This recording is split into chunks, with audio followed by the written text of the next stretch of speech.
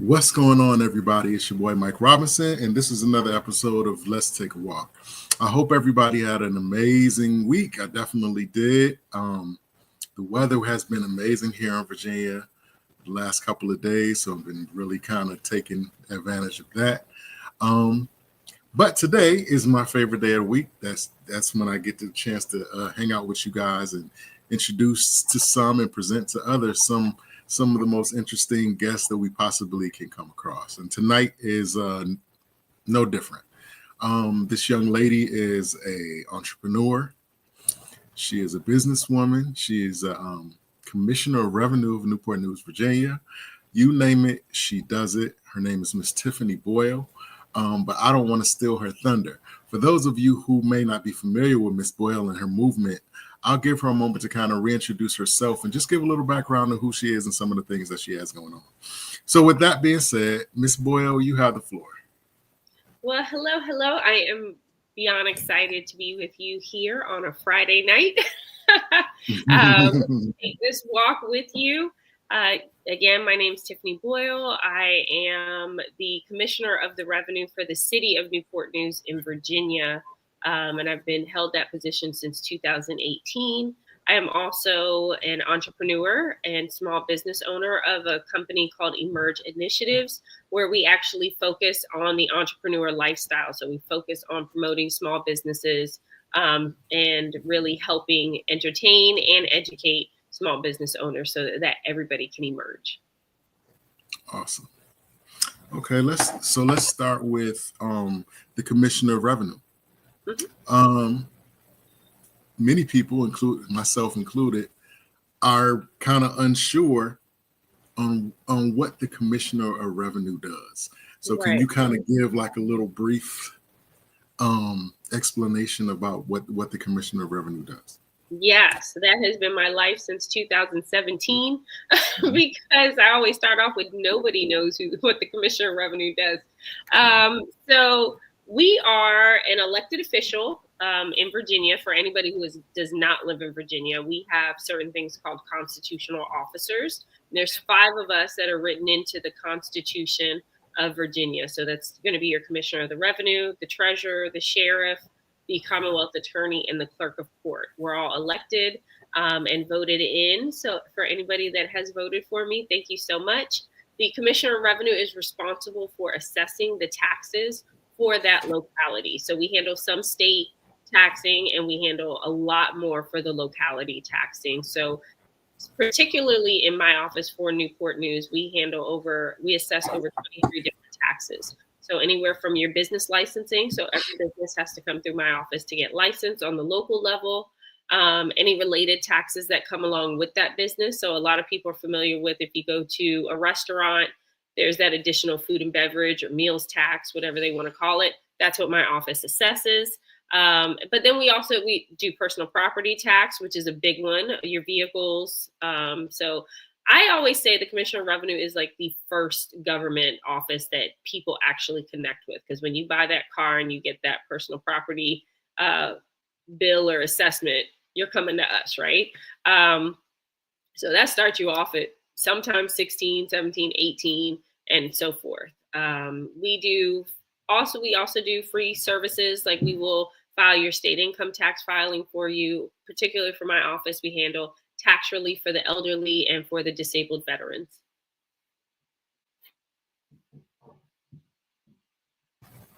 That's amazing. You actually said a mouthful. So what initially made you want to even run for that particular office? So I owe all of this to my chief deputy right now. Her name is Valerie Gaines. She actually asked me if I was interested in running in 2017. Our backstory is I used to work in the office from 2008 to 2011. I was actually an accounting technician doing business licensing at the time. That kind of gave me my little push for Emerge as well, where I really wanted to help business owners on a bigger scale. And while I was there, I was very interested, still my same personality, very involved, always trying to see how I can make things better. So I was like, I gave suggestions like we should have town halls, we should have workshops, we should really be educating the citizens of Newport News And Valerie tells me that I said one day I'm going to be commissioner of the revenue. I actually really do not remember saying that whatsoever. So I always tell people what you say. I wouldn't say to haunt me in this case, but it could come back. So that, fast forward 5 years, my predecessor was retiring. Valerie texted me and said, "Hey, would you consider running?" I had like a peace about it where it wasn't even like a second thought. And I hadn't thought about the office in so long. So I was just like, yes, for sure. Like we could do so much good with this office, and the rest is history. That's amazing. As a local official and a citizen, have you been able to balance between the two?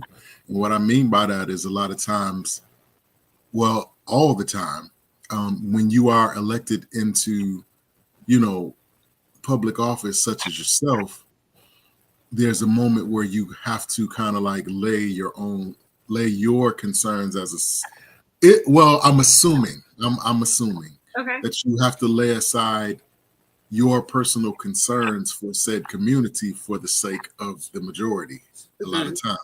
So have you been able to balance being a public official and a citizen at the same time? Or is that something that you even need to do? Or is that what is that an advantage of being a citizen and a public official? Like, what has that whole dynamic been like for you? I look at it like an advantage, right? At the local level, I still have to pay taxes like everybody else, right? So I want to like bust that myth right there. Like, no, yes, I have to pay taxes. And because I'm commissioner, I have to pay them on time, right? Can't be late. How would that look? So I think it's a benefit because of the fact that these taxes affect me the same way that they affect everybody else.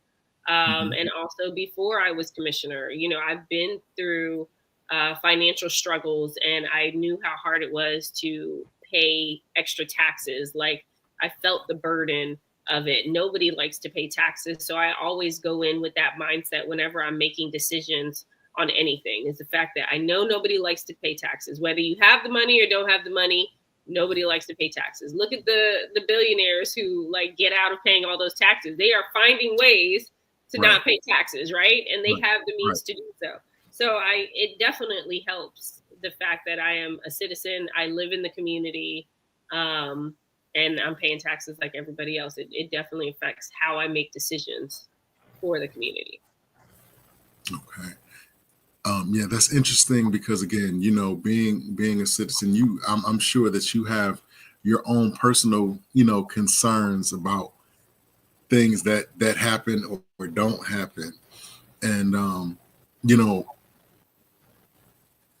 is it a challenge for you not to just chase after personal issues within the community versus the public?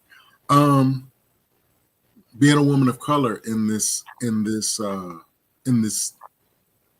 arena, is that something that you're mindful of, or is it you just happen to be a woman of color doing this job, or is this something that you are conscious of and conduct yourself in a certain way because you are? What's that whole dynamic for you? So yes, I am very conscious that I am a woman of color.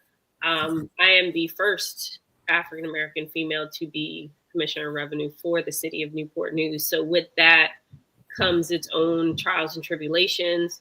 I tell people all the time, being the trailblazer or the first sounds great, right? But it comes with so much responsibility, right? Because you're setting the example and the standards for everyone that comes after you. You're opening the door. So it's been, I wouldn't say a struggle, but there's ups and downs for it.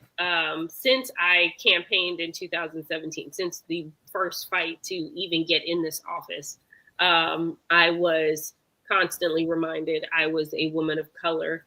And then even being in a industry that still is heavily like male and Caucasian male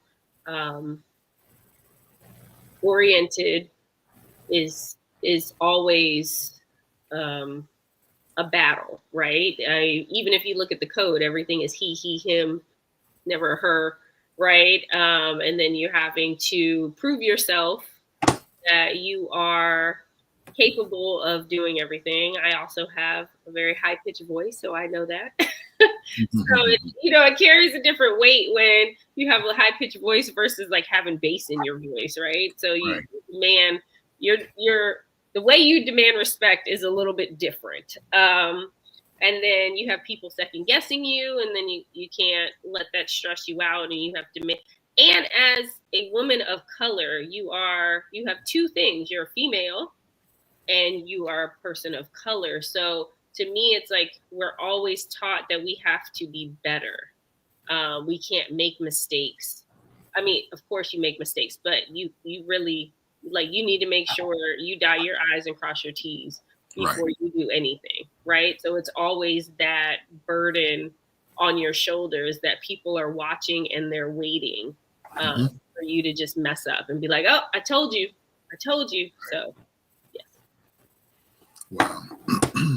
So how does that play? How does that play with you emotionally? As far as do you ever feel like you have to overcompensate? I guess is what I'm saying. As far as your authority level, has that been something that you've had to contend with personally? I would say at first, yes. I would say at first I was very much everybody. We need to be perfect on every level. I would get a little bit more upset if somebody made a mistake that other people could see. I'd be like, why in the world did we not catch this? Now that I've been in the role a while and my confidence is boosted, I am not, I don't have that same mindset. I'm very much like, yes, we still need to be great in everything we do. But if we mess up, we mess up, and we're just going to fix it, and we're going to learn from it, and we're going to grow. And I would say my kudos does not come from, or my recognition does not come from the other people, right? They are not the ones who I am trying to do a great job for, right? I'm trying to do a great job for the Lord first, and then for the voters. Awesome. So if you could name one thing that you've learned about yourself that you didn't know about yourself prior to, what would you say that thing is? What I have learned is that I am very self-aware. It sounds simple, but I notice a lot of people are not self-aware. Like, I know my strengths, I know my weaknesses, I know who I am to the core. I know when I'm messing up, I know when I'm doing great, I know when I'm not giving my 100%. I know when I am giving my 100%. And I find that in a world where I am self-aware and a lot of other people are not, it's just something, it's very interesting to watch and to see. But that's definitely something I've learned throughout these years, that I think it's like one of my superpowers. Awesome.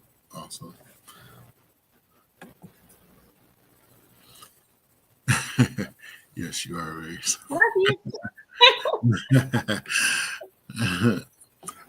When I first came across your page and and saw some of the things that you were doing, I just thought it very interesting. Anytime, I've taken a particular interest in the political process here in the last couple of years because it seems to me that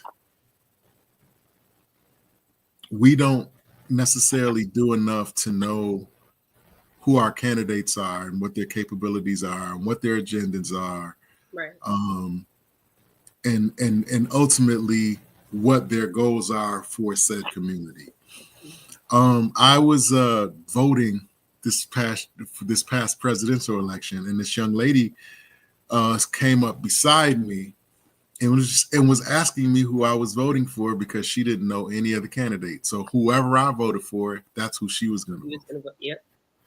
And that was very, I was very disappointed. You know what I mean? And I happened to be volunteering at that voting station. So I asked people as they were coming out, you know, how many of the candidates did you actually, were you actually aware of, or did you actually know? And most times they didn't know. You know what I mean? I say all that to ask you this question, like, when it comes to your constituents, how aware are they? Like, do you feel like the constituency that you're servicing does do they make effort to actually know what's going on when it comes to their taxes and to their, you know, property taxes and these different things? Do they make enough effort to know what or why they're paying, or do they just pay, or do they just do what they do? And if they don't show, you know, the concern, what does that do for you? Does that make your job harder? Like, where do you find yourself in that whole thing? So, one, thank you for voting. And I used to be one of those people. I always said I was an avid voter, but I voted for who my dad told me to vote for. My dad would text and say, all right, today's the day to go vote. This is who you vote for. But I would go vote. It wasn't really until I was running that I started really getting into the process of, we really need to know who our candidates are, because these are the people who are making decisions for us. And then people are so different, right? So even kudos to the lady who came out to vote, but maybe didn't vote for, because she took the time out to even come and utilize her right. So, I mean, she could have 3 jobs. Like, she might not have the time. She could have kids at home and be tired. Like, you just never know what people are going through, where they might not have the time to do the research, because it is hard and it takes a long time to really do the research and not focus on what social media is saying, not focus on what your friends are saying, not focus on what the news is saying, because all of them are biased. But I would say they're different tiers. So you have the people who I call the type A personality. They are involved. They know who they're going to vote for. They know why they're going to vote for them. You could tell those people at the voting precincts too. Their head is down. They're like focused. I'm like, oh, they already know who they're voting for, right? I was like, I'm not even going to bother you. So, oh, that's so nice. And but then you have the people who are like, okay, I'm going to come out and vote because I'm supposed to vote, but maybe I didn't have the time to like check it. I might be checking it in the car right before I get inside. Or they're like, when the person is at the voting precinct, they get the flyer. They're like, okay, well, you were nice to me. I'm going to vote for the person you say to vote for. Right. So I think in the same thing with my constituents, it's some of them just like, I'm just paying this bill because I got to pay the bill, and you hope it's right. You know, like how many people look at your Cox bill or your cable bill, and they might go up a few cents, or they might misdo it, but you just paying it, and they're hoping that you don't catch the mistake, right? A lot of people do that.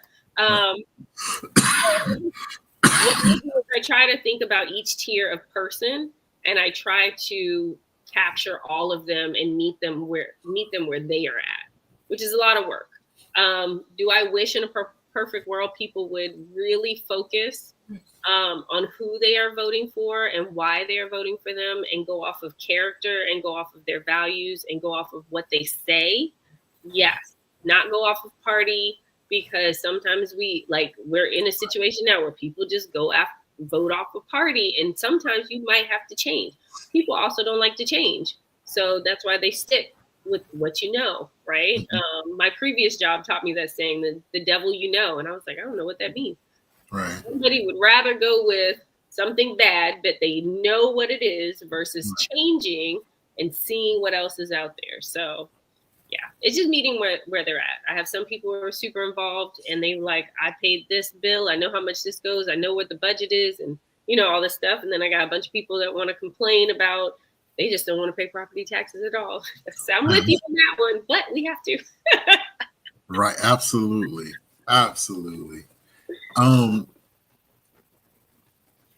again, being in the position that you're in, there's a certain level of connection that you have to get. You have to build, and a certain level of rapport. Um, Overall, outside of the whole understanding why you pay the bill, um, what has the reception been like for you? I know you alluded to the fact of being a woman of color, and that has presented its own challenges, but for the most part, or just generally speaking, what has the reception been like for you as being in this position? I want to say the reception has been great. We do a lot in the office. First, I want to clarify, yes, being a woman of color comes with some challenges, Mm-hmm. but it also comes with some great benefits. And it's not like a chip on my shoulder. I don't go into a room being like, oh, I'm the only person of color by any means. Right. It's not until it's presented to me that I might even like have to face something for it. Right. So I just want to make sure that's clear. But now I lost because I diverted off. No, it's fine. It's fine. All right, repeat it. Let me start again. What, generally speaking, what has the reception been like from the public Yes. since you've been in the position? So it's been great. So we do a lot in the office where we really try to get out and do outreach in the community. We have a lot of workshops that we put together. I have some amazing staff that honestly is working beyond hard right now because it's our busy season. So shout out to Team Core is what I call us. But I have some great staff that will go out and volunteer. So we make sure we're out in the community. We do workshops for business owners. We do workshops for the elderly to ensure that and their caretakers to know how to fill out applications, when the timeline is, because we want to make sure that they know what it is so they don't get denied, right?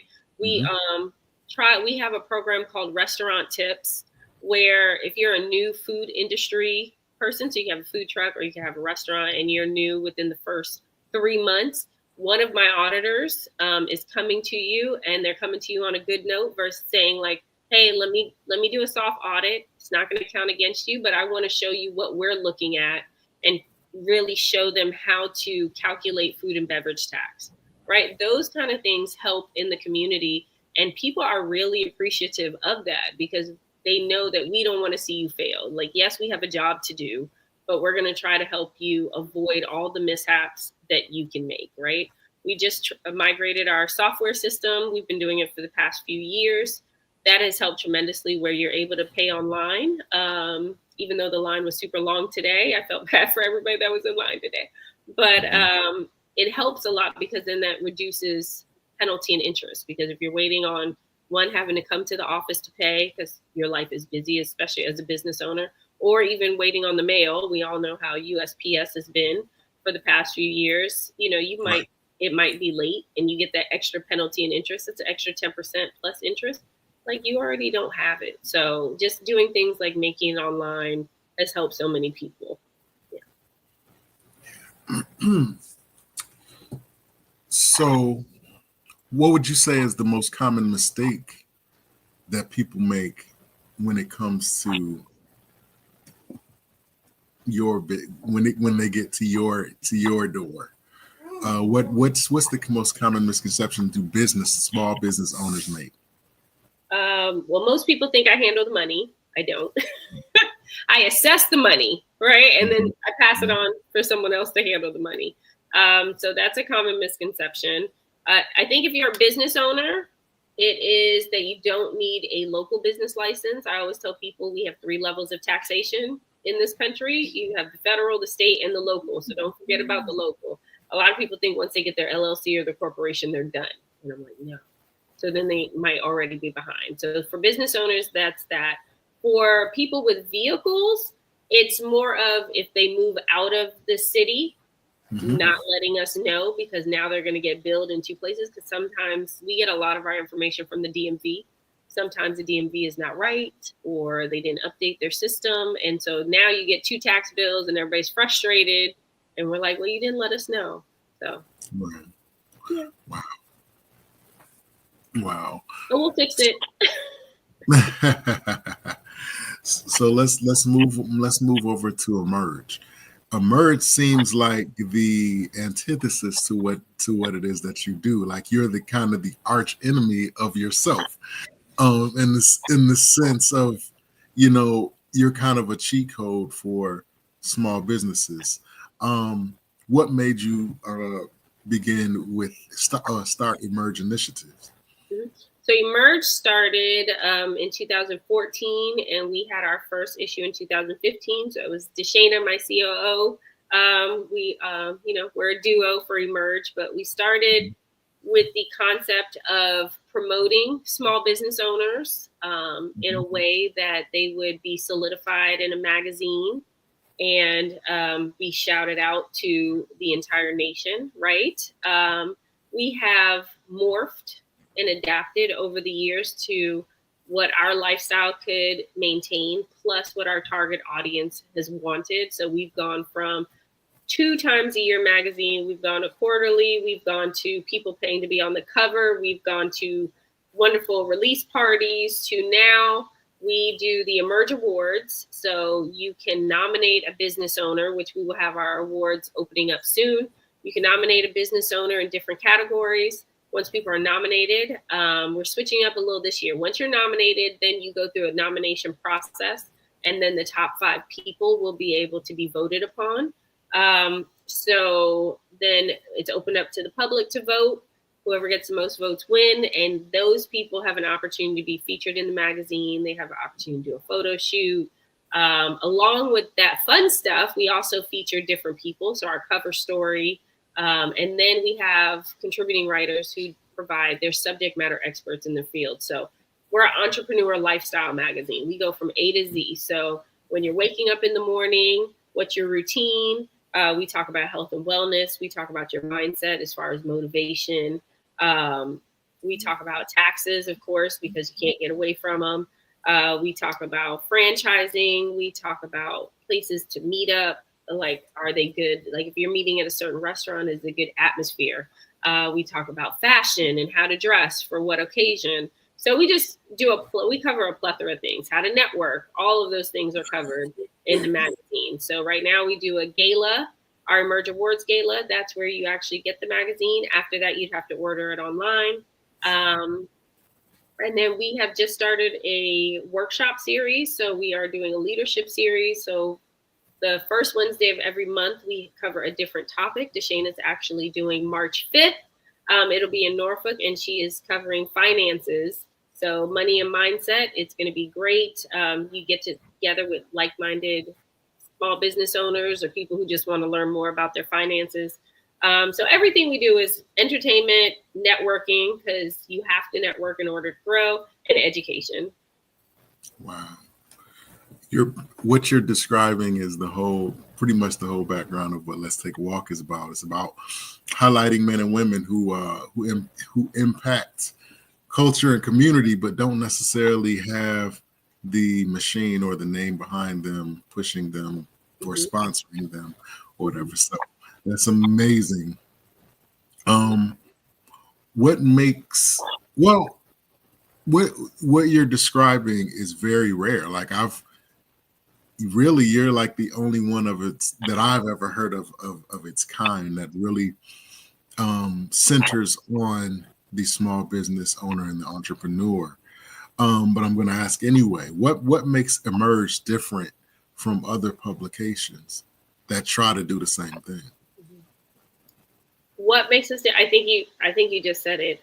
We care about I hate to call him the little man, but the little man, right? We care about. We want to glorify the hardworking individuals that are actually making our economy grow. And larger businesses too, but we love an Emerge story. So we're talking to you about what you did from the beginning to where you are now to how you plan on growing. And we want the honest truth. Like, we just don't want, one day I decided to wake up. No, I want to know those nights that you were crying because maybe your bank account went in the negative because you're up here doing X, Y, and Z, and then you had to come back and do this. I want to know about those hard, long hours that you spent because us as business owners put all of ourselves into our business. And it's like showcasing it to the world for the world to say, it's either good or it's not good, right? So Right. we talk about all of that, and we talk about it from a place of caring, right? And we are also, I call us a connectivity organization. So we are also here to connect you with someone else to help you grow. Awesome. Awesome. Um, going forward, um, well, I'll ask you the same question I asked you about, being in the Commissioner of Revenue. What has been the response? What has the response been like for Emerge initiatives since its inception? Have people really gravitated to it, particularly the demographic that you're actually going after? Mm-hmm. What has the response been like, as far as that's concerned? It actually has been great. I don't want to say that and then it sounds like, oh, it's just fluffy. No, so we started in 2015. We had an amazing kickoff at the City Club in DC. Shout out to Nikki Curry, who helped us, and Janae Williams, who helped us a lot with that going forward. It was just a beautiful event. Everything was great. We also had a great, I would say, magazine like release party in Philadelphia in 2017. That was probably one of my favorites at the Pyramid Club. That was so much fun because we featured retired NFL players from the Eagles who had started businesses in the area, and we did like a Monte Carlo kind of theme. So that one was fun. But I would say I realized that we had such a good reception from when 2017 was our last issue because I was in campaign mode for Commissioner of Revenue, and there was like no way that we could keep up with it when I was, campaigning, because if campaigning takes over your whole life, right? So we stopped, and then I got in the position. So now I'm learning a new job. Deshana at the time was, I think she was getting married. She has a son. She just had, no, she didn't just have Eliza, but, working on her family, working on her career. Both of us were just beyond busy at that time. So we were gone for a while. And people were like messaging us on LinkedIn and was like, hey, where's Emerge? Like, we're missing the article, or we don't have your blog. And that's when I realized people actually like were paying attention to us. So yeah, so a few years later, when we could, we brought it back. Been out for the last 3 years, and it's been really good. So I would say right now we are in the emerge phase. Like, we are growing, expanding with our leadership series. We also provide professional services. So if small businesses need help with like their documentation, with accounting, with public relations, like, we are here to utilize our network to help the small business. In this kind of dispensation of time, social media and digital marketing are pretty much the thing.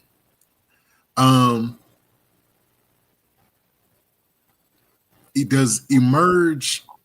How has Emerge been able to kind of navigate, through that thing? Would you consider Emerge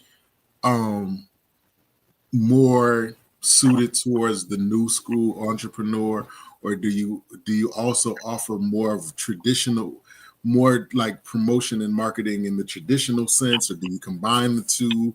Like, what does an aspiring business owner get when they get you? Oh, we do it all. We go from traditional.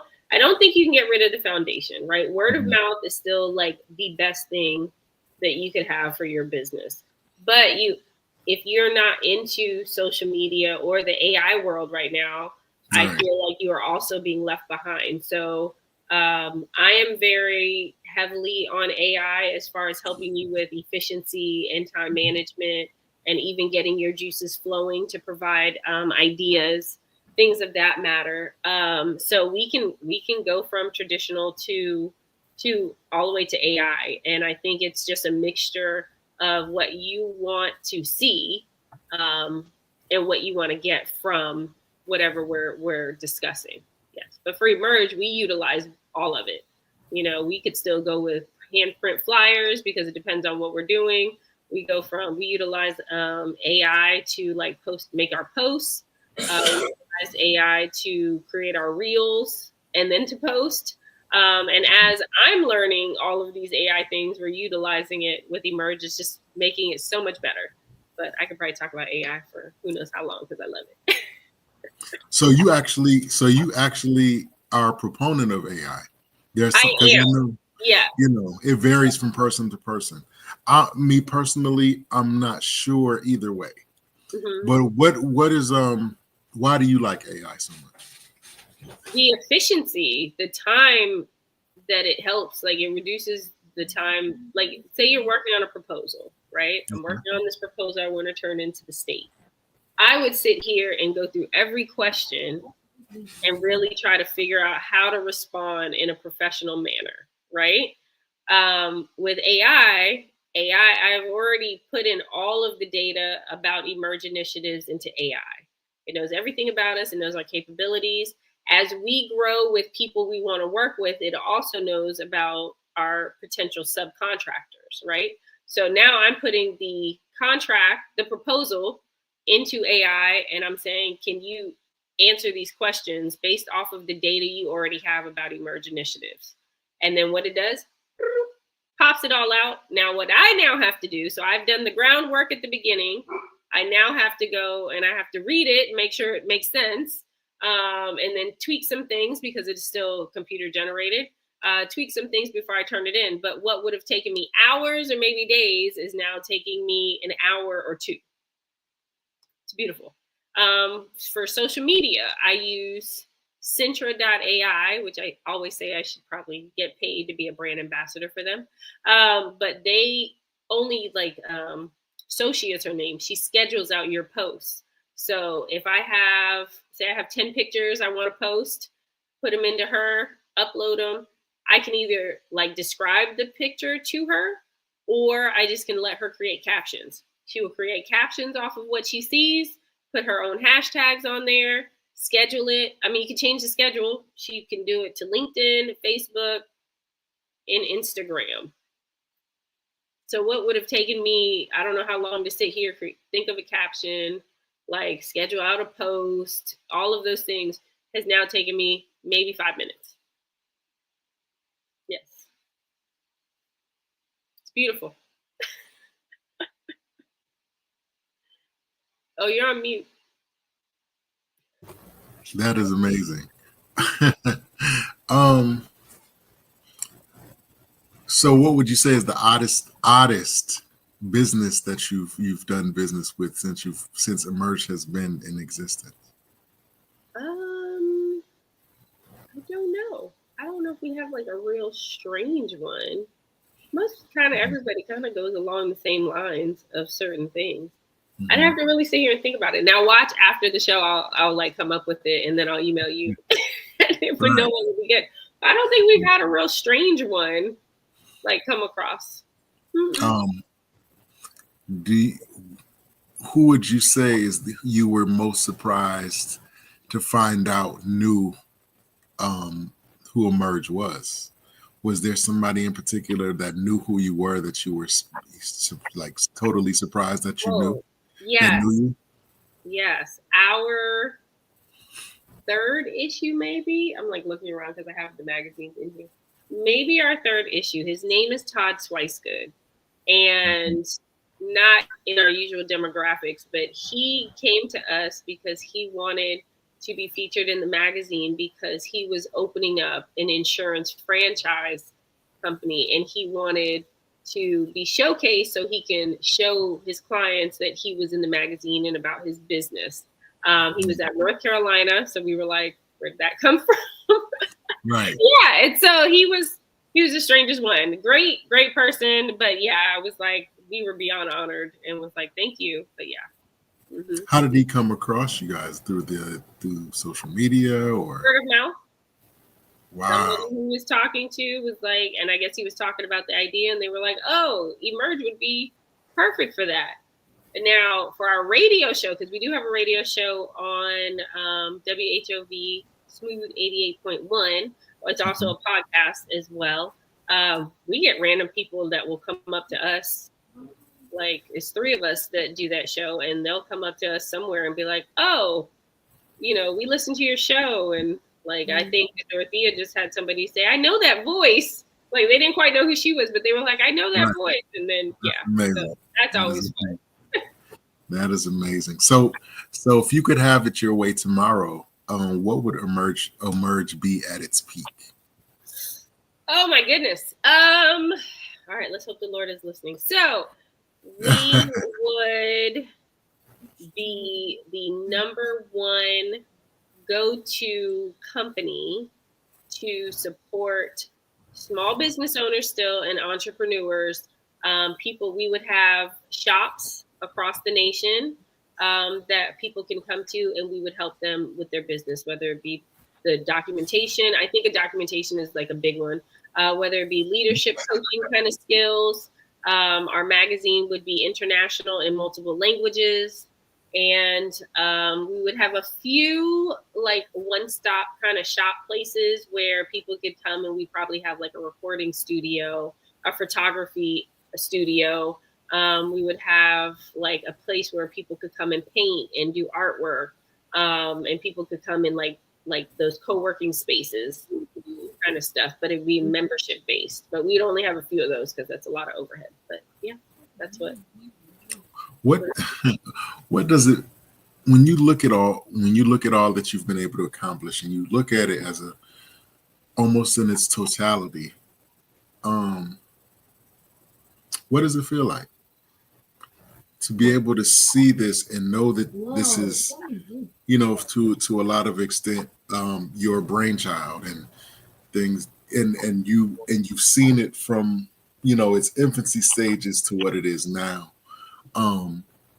When you look at it, like, how does it feel to you? Like, what does it do for you? Like, what, as a person, like, how do you see it? How do you see yourself in it?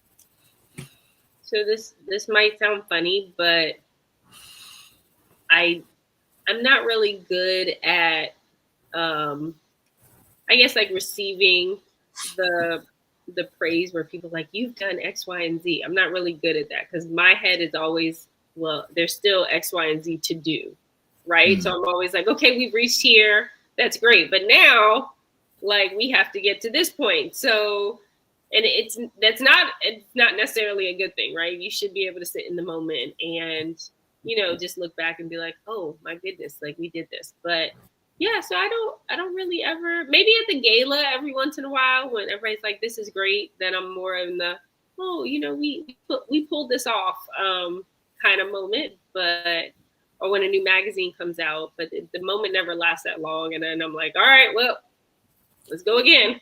We got to do this. We got to go again. You guys, Deshane and Dorothea. All right, what's next? Let's keep going. So, yeah. Right. And this is a question I ask a lot of the guests too. Being in the position that you are in, you are kind of, you are the boss in essence. You you say what goes and what doesn't go.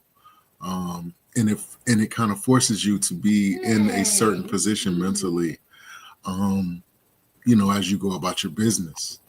Is it a challenge for you to turn that off when it's time to be just Tiff, just chilling, with whomever? Does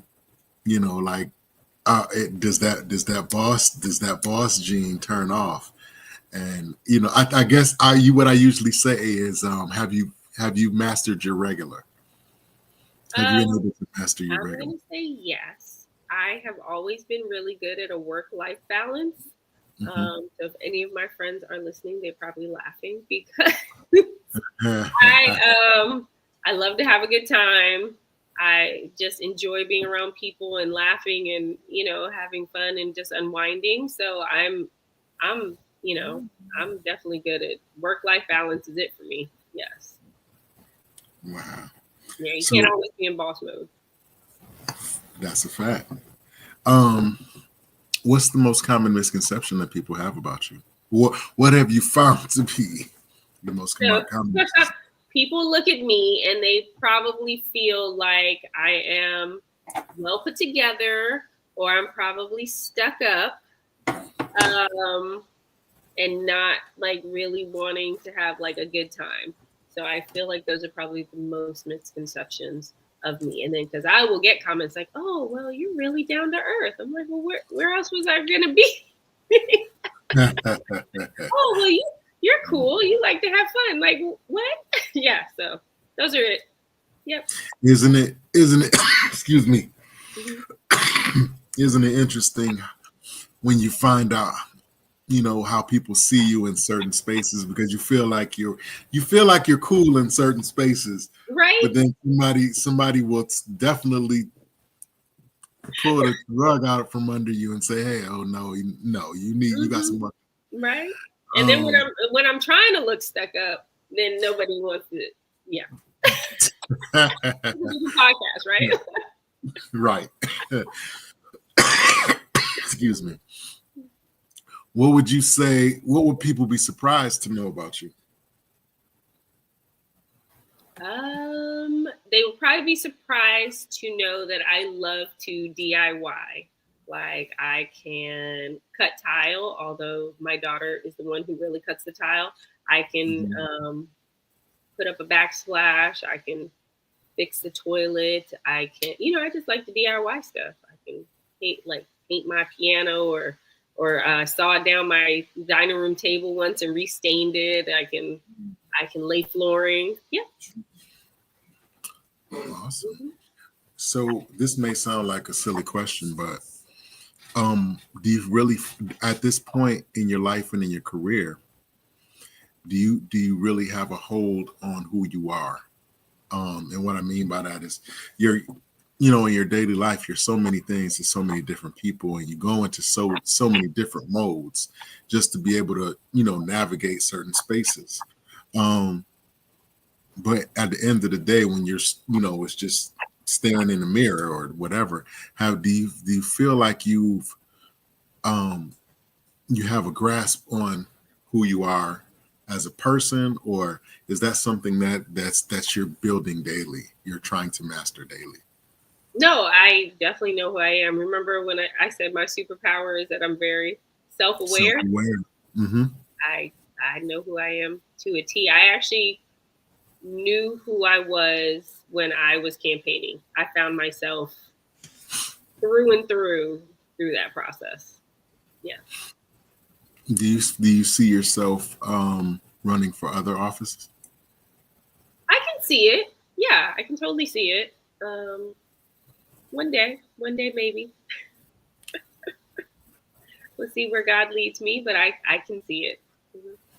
How does it feel to be um chosen by your peers and your, in your community? Like, how did that feel to know that people saw you in that way, or respected you in that way, or trusted you in that way? That is still like an awe moment. Like when you realize people are actually taking the time to choose you to do something so important. It is, there's not, I don't even know really how to describe that feeling. Like it's so many different emotions. Like it's shock. Um, it is, especially because I'm like, people think I look young. Again, I have this squeaky voice, and sometimes I don't look at myself like I'm a boss, right? So to know that people look at you that way and consider you enough to take the time out, and usually voting are on horrible days. It's either super hot in the middle of June or it's cold in November, right? It could be Right. raining. So the fact that they took their time out, they go to work, they have lives, and decided to check your name or fill in that bubble, it's humbling.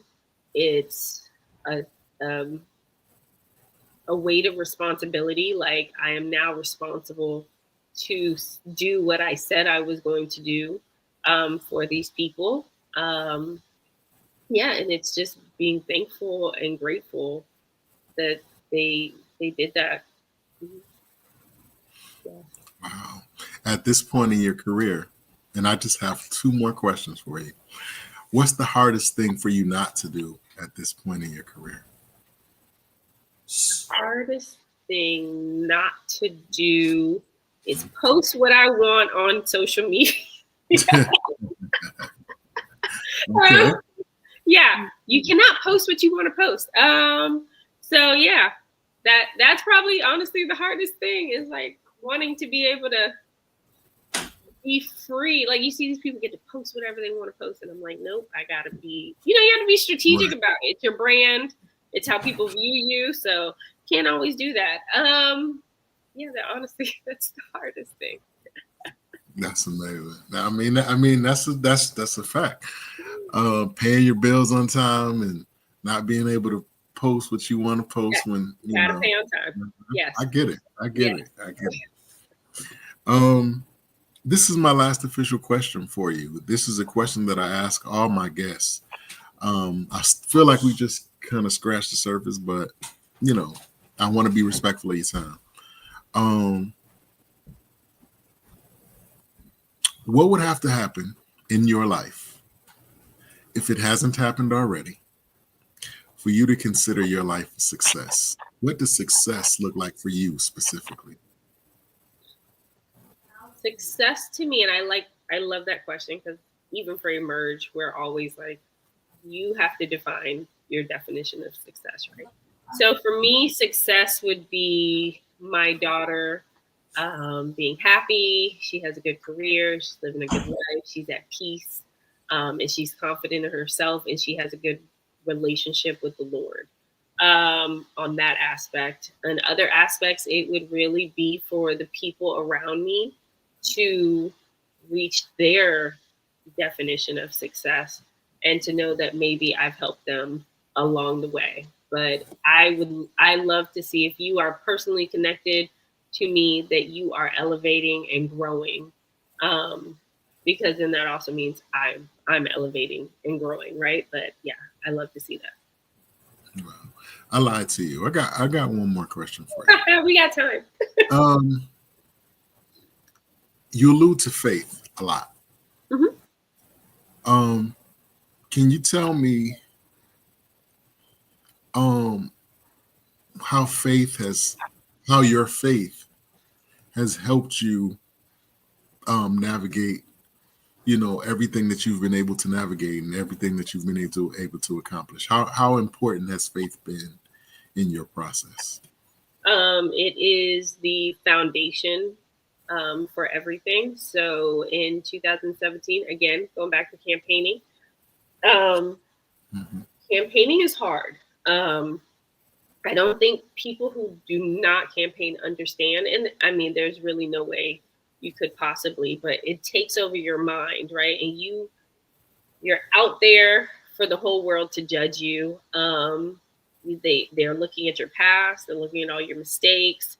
You have to be able to speak in front of people. You have to go network. You have to be at all of these events, and you're like convincing people that you are the right person for said job that you're running for. So you talk about waking up thinking about it, going to sleep thinking about it. I dreamt about it, all of the above, and I found that through that process I had to be okay with who I am, the good, the bad, and the ugly, and that the Lord is the only one who really can judge me, right? Mm-hmm. So I like became close to him. Like I was a believer before that, but I really my walk with him changed like dramatically through that time. I had Bible verses I used because I'm actually scared to public speak. I don't like it whatsoever. So I had to say like, no, you will not have the spirit of fear and timidity. Like I repeated that. Like I have 4 or 5 Bible verses on my desk right now. Those are the ones that carried me through that time. But realizing like, look, if these people can't get you into heaven, they're not paying your bills, like that. It's not saying they're not important, but they don't get to decide your value. They Right. don't get to decide who you are, right? Right. So that helped me with that, and And after that, it's just been a growing process, having that peace. I always say when you have Jesus, you have peace. Not saying you're not going to go through hard times, because that happens, but you have a peace about it because you know, like, he has your back, like, regardless, right? So, yeah. That's amazing. One thing that I tell people, especially here lately, is two words that kind of like are the template for my life at this point in my life is purpose and perspective. And you get to a certain point, a certain age, you're like, okay, what am I doing this for? You know what I mean? Is this the direction that I'm supposed to be going in? And then perspective comes in, like, okay, am I going in the right direction to do this thing, or am I looking at this in the right way? And you were talking about faith, and the Lord actually is, for me, refining my perspective. Like, I'm looking at things that I would used to think of as bad, and now see the potential or the opportunity in it. Right. There was a time where, I feel like I was highly depressed, you know what I mean? In the sense of thinking that things were supposed to go a certain way and they were going in a different way. But at the end of the day, I got where I needed to get. Right. But only because the way I looked at it changed. Right. And that's what I think about when you were talking about your faith. Just being able, to me, faith is just God refining your perspective, on things, so that you're able to speak things that are not as though they are, right. And truly believe that these things are going to happen or take place. So that's very powerful. Yeah. But again, I want to be mindful of your time. I want to thank you for coming on to the platform and sharing a bit of your wisdom. I feel like we just kind of scratched the surface. So with that being said, I would like to offer you an open invitation to come back at any time in the future. If there's something that you want to talk about or promote or whatever. Speaking of promoting, what's next? What's next for Emerge? What's coming up next? Oh, so again, March 5th, we are having our Emerge Leadership Series. We're partnering with Metropolitan Business League on this one. It'll be in Norfolk, Virginia, at the Assembly, and Deshana is hosting the first two. It'll be the first Wednesday of every month. She's hosting the first two. I'm hosting the second two, and then we'll have tremendous speakers after that.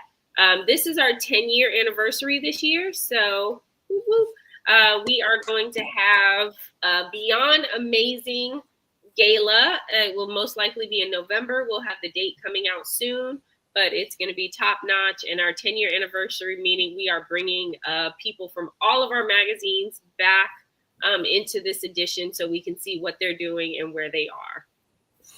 Oh, wow. That's amazing. So is that open to the public, or is that something that's just invite only? Or no, we invite only to everybody. Okay. Amazing. So if somebody wanted to get in touch with you, they maybe heard something on this interview that they wanted you to kind of like expound on, or maybe they want to bring you into, speak, or whatever the case, how could they get in touch with you? So you can get in touch with me. I actually have my own website. I can speak, TiffanyMBoyle.com. And then I have, you can see my @ @VoteBoyle. I have @Tiffany.m.Boyle as well. We have emergeinitiatives.com.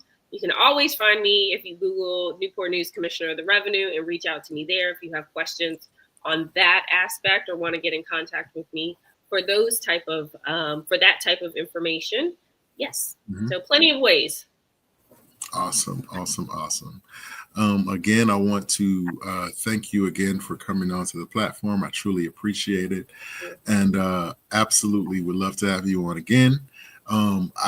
We do panels sometimes talking about this very thing. And I would love to have you come and share your wisdom on that. let me know. Thank you. Is there anything else you would like to share before we sign off? I just want to share first. I want to say thank you so much for having me on this. This was very much a good way to spend a Friday night. And for anybody that's listening, just literally be true to you. And when I say that, that means you have to know who you are first in order to be true to you. So Awesome. Well, again, I thank you for coming on. I appreciate you, and I wish you much blessings on everything that you have going on, and even the things that you have not even, conjured in your mind yet. I'm definitely a fan of Emerge. I would definitely be keeping my eyes on everything that's going on. I would love to try to attend some of your functions and all of that, because I am an aspiring business owner. Of course. And we have people come out for the gala for that do podcasts. They come out and they interview all of our VIP guests like on the red carpet. So please come on out. Okay, we definitely gonna talk offline about that, because you're right on my street with that one. I love it. But again, I thank you. I wish you a great night and an awesome weekend. And again, everything that you have going on going forward, I wish you much blessings on it, and continue to be great. Thank you. Absolutely. You have a good night. There you go, guys. Another amazing guest, another amazing interview with another amazing guest. Shout out to Miss Tiffany Boyle, Commissioner of Revenue in Newport News, Virginia. Also the CEO of Emerge Initiatives. It's a not just a magazine, but it's an organization that excuse me, guys. It's an organization that works with small business owners and helps them, gives them tips, training, helps them in marketing, promotion, you name it, they do it. So if you're an aspiring business owner, if you're a current business owner, please reach out to them. Share the word, share the knowledge, so that we can all grow. With that being said, as I always tell you guys, I encourage you, if there's something that God is leading you to do, if he's giving you a vision to do something, to create something, to write something, to build something, please do it, because you have people that are attached to you that are waiting for you to complete that thing, so that they can reach their potential or reach their destiny or reach their goal, or whatever that may be. So with that being said, we all have a responsibility. Again, you guys have a great night. And an awesome and amazing weekend. Try to stay out of trouble. Be blessed, and let's take a walk.